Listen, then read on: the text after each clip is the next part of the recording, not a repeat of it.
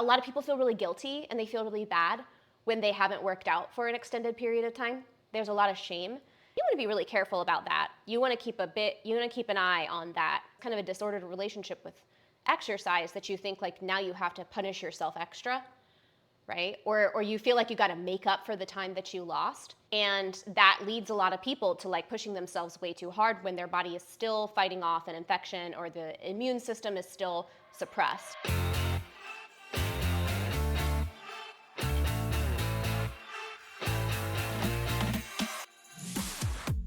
Hey there, friend. It's Jade Harrison, aka JD Gaines. Welcome back to the Coaching Corner podcast. In this episode, we are going to talk about how to get back into the gym after some time away, especially if you have been sick. Now, this is one area that I find a lot of people make a really common mistake, which is hitting the gym way too hard to make up for the time that they had away. So in this episode, I'm going to talk about the problem with doing that and what the possible results could be from hitting the gym too hard after you have had some time away. And I'm going to give some actionable tips for how to get back into the gym in a way that's not going to put you at further risk of getting sick again or injuring yourself. But first, I want to remind you that I have a lot of new products and services coming this way. So make sure that you are subscribed to my email list. You can subscribe to that at jdgaines.com. Also, if you are interested in hanging out with me when I'm live on my Twitch channel, you can follow me there. That's twitch.tv/jdgaines. So without further ado, let's get into the episode. One big mistake that I see a lot of people make when they take time off from the gym, or if they get sick and they come back, or whatever the case is, the last thing that you want to do is like jump right back into your program at the same intensity level, the same volume that you left off with when you stopped, because your body is deconditioned, right? You had to work up to the point of being able to lift that much weight or do that many reps, right? Or that many exercises. If you do try to jump back in at the same intensity, the same volume, etc., you risk hurting yourself or just blasting your body to the point where you have a really hard time recovering and you may not feel like working out the rest of the week. And so it can really, really like make it difficult to get back in again. Or, oh my gosh, one of the worst is, oh geez, this happens if you hit the gym too hard on your first day back, you can actually cause yourself to have a relapse if you're coming back from being sick. Because if you think about it, building muscle is an immune system response, right? And your body recovering from your workouts is an immune system function, okay? And when your immune system is already suppressed, even if you're feeling better, you're going to be suppressing your immune system even more when it's already working hard to clear out your system of whatever it was that you had when you were sick. So when you hit the gym way harder than you need to on your first or second workouts back, you can actually cause your body to get sick again. Some people are able to continue lifting and working out through, being sick. It can be good for getting the blood flowing, right? But even then, it's best practice to just reduce the intensity. You don't want to be hitting it super, super hard. When you're sick, when you're working out, if you do decide to work out while you're sick, I would just recommend working at a deload intensity, right? Because again, if you hit your workout super, super hard, you're going to be triggering that immune system response, and your immune system is already going to be suppressed from whatever it is that you're fighting. That's just something to keep in mind. If you do want to work out, it might make you feel better just to get the blood flowing, but work at a reduced intensity is what I would say. A lot of people feel really guilty and they feel really bad when they haven't worked out for an extended period of time. There's a lot of shame. You want to be really careful about that. You want to keep an eye on that kind of a disordered relationship with exercise that you think like now you have to punish yourself extra, right? Or you feel like you got to make up for the time that you lost. And that leads a lot of people to like pushing themselves way too hard when their body is still fighting off an infection or the immune system is still suppressed. You don't need to make up for anything. You were sick. Your system has been like high functioning, trying to kick whatever infection you have or whatever the illness is. And that is work. That's work on your body. That's energy expended. Don't feel guilty for that. If you do feel guilty for that, just remind yourself that your body has been doing what it's supposed to do, which is, you know, kicking the infection, kicking the illness. And you want to be careful about your energy management, because some of your energy is still going to be going towards recovering your immune system and recovering your whole system. And so when you work out, you want to be conscious of that. Energy management is everything, okay? You don't need to push super, super hard to get yourself reconditioned properly. And pushing super, super hard when you're just getting back into it can be dangerous. It can put you at risk of injury or getting sick again. So it's not worth it. So what I recommend for people when they take some time off from the gym is, do a reconditioning block. Set the foundations again. And basically you're gonna do the same kind of level of intensity that like you would if you were doing a deload, or that you would do if you were like a beginner.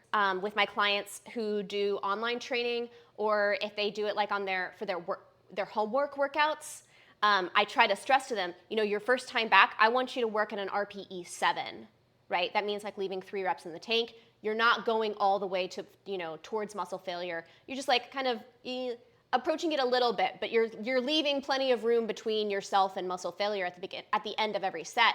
And the reason we do that is because your immune system is still suppressed. So that's going to do 2 things. One, it's going to make it harder for you to recover from that workout as it is. So even if you did a RPE 7 workout, you're still going to struggle to recover from that more than what you think you should. And that's because your immune system is already super, super pressed, right? But 2, you're going to make yourself susceptible to getting sick again. It may not be a relapse of exactly what you just got sick from and you just got over, because your immune system has probably kicked it, but you make yourself more susceptible to some new infection. And I see it all the time, all the time. And so what I stress with my clients, especially the ones that I see for like one-on-one personal training sessions, when they come back and they restart their sessions after being sick, for the first week, sometimes week or 2, but for the first workout back especially, I'd say for the first week, we work at a deload. I call it a reload or reconditioning, and you're doing everything at an RPE 6 or 7. Treat it like a mobility kind of training, where you're not trying to approach muscle failure too much, because, even just that, even like working at a lower intensity, you're still gonna build muscle from that because your body has gotten no stimulus, right? You don't need quite as much stimulus to get the muscles building again, you don't need as much as you did when you stopped, right? Just do like a deload intensity for the first workout, maybe the first 2 or 3 workouts. It depends on how sick you were, and it depends on what kind of sickness it is. Sometimes you're gonna be feeling kind of off or yucky, especially if it's like a respiratory thing. You might be feeling kind of gross for a while. So just, listen to your body, deload as needed, and just let your body heal. You're gonna get back to where you were. That's just your brain lying to you. If it says like, oh, I'm never gonna get back to where I was. Yes, you are. Shut up. Yes, you are. You're gonna keep showing up now that you can. You're gonna get your butt in the gym. You're gonna stay consistent. You're gonna clean up your diet. You're gonna start eating your protein. You're gonna start eating your veggies again. It's gonna happen. You're gonna get back to where you were, and then you're gonna get even further along than you ever have been, okay? So that's just your brain. That's just your anxieties. That's just your insecurities, but they're not telling the truth. It's not the truth. You're gonna get back to where you were. I promise you. And another secret to keep in mind is this happens to all of us. It doesn't matter how in shape you are. It doesn't matter how athletic you are. Even competitive athletes. We all go through these cycles and setbacks. It is part of the healthy lifestyle. This is literally part of a fit lifestyle, is experiencing setbacks and then coming back into it. Like, I think some people have like this misunderstanding of like what it is to be fit and what it is to be healthy. Like, you have to be working out all the time and you have to be eating exactly right all the time. We all experience setbacks. But the thing is, like, what you do most of the time on the grand scale is what matters most. That's what your body is going to reflect. So, if you get yourself back into the place where most of the time you're hitting your workouts, and most of the time you're eating the right number of calories, most of the time you're hitting your protein goals, most of the time you're getting enough sleep. If you are most of the time doing the things that you've committed to, you're not going to be as like affected or set back as you think you would be. I will say the one thing that's going to make it difficult, and I think that sometimes can lead to this like spiral, is when you get sick, and it doesn't take very long of like not working out for your cardio system to go downhill. That system goes downhill very quickly. And that's the part that's really difficult to recover, and it takes time to build up. But even with that, if you stay consistent, you're going to make gains. So don't worry about the past. Don't worry about, even if you took time off and it wasn't because you were sick, maybe you took time off for other reasons. It doesn't matter. What matters is, what are you going to do right now? What matters is, are you going to continue to show up, right? Can you let it go, and can you show up consistently for the things you've committed to? If you can do that, you're going to reach your goals. It's going to happen. It's just going to happen, okay? I promise. I promise. So whenever you're doing any kind of workout, especially with resistance training, I encourage you to listen to your body in more than one way. One is like, listen to your body, read your overall energy levels. If you feel something like a sharp pain, stop what you're doing immediately. Check your form, reduce the weight. Sharp pain is something we never want to experience while we're working out. Now, muscle fatigue, muscle burning, that type of sensation, that's fine. But there's also kind of different degrees to that, right?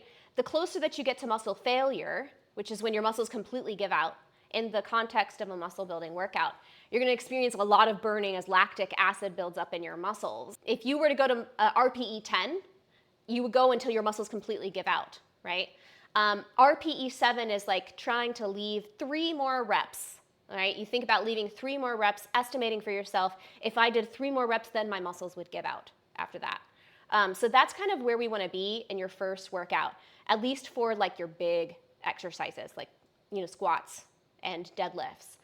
You can push yourself to an RPE 8 on your accessories. That's like your isolation exercises that just work one muscle, or maybe like a small muscle group. That's fine. But again, listen to your body. If you're starting to get really, really gassed, remember, especially if you're sick and your body's still recovering, you probably want to back off a little bit. Now, you can repeat the same workout, in the second week, right? If you do it a second time, then you can start to push yourself a little bit more, get a little bit closer to an RPE 8, which would be like approaching muscle failure, leaving 2 more reps in reserve. So you stop when you feel like you could do 2 more reps, and then your muscles would fail. And then when you've been working out like for weeks and weeks and weeks, and you're used to your routine, and you're feeling good, your energy levels are good, you're conditioned again, that's where you can start to bring in that RPE 9, where you're leaving 1 rep in the tank. Best practices, though, in general, for most of the time, is to leave 1 rep in the tank, unless your program says to do an AMRAP set, as many reps as possible. That's when you actually go to muscle failure. Or if you're doing a max test, where you're trying to lift as much as you can, or hold a position or do as many reps as you can, that kind of thing, then you actually allow your muscles to fail. If you're gonna be doing full muscle failure, or going really close to muscle failure, like an RPE 9, it's a good idea to have some safeties up if you're like squatting or benching, or have someone there to spot you, okay? Because sometimes it's hard to judge how close we are to muscle failure, and sometimes we don't know that we're close to muscle failure until our muscles literally fail. So again, the first time that you do a new workout or a new routine, especially if it's been a long time since you've lifted, or if you are brand new, you want to think about, on a scale of 1 to 10, how hard am I working overall? You want to work at about a 7, 8-ish, okay? As you get more and more shape, you can push it to an RPE 8, 9. Thank you so much for watching or listening to this episode of the Coaching Corner podcast. Remember that this podcast is available on YouTube and wherever you get your podcasts, so you can watch or listen wherever you are. I hope that you found this information helpful, and let me know what you think about what we talked about in this episode. You can leave a comment below if you are watching on YouTube, or you can leave a comment on the website page associated with this episode on my website, jdgaines.com. Just click on podcasts in the top menu. I will see you soon for another episode. In the meantime, make sure that you eat your protein, eat your veggies, drink your water, and prioritize your self-care, and I will see you soon.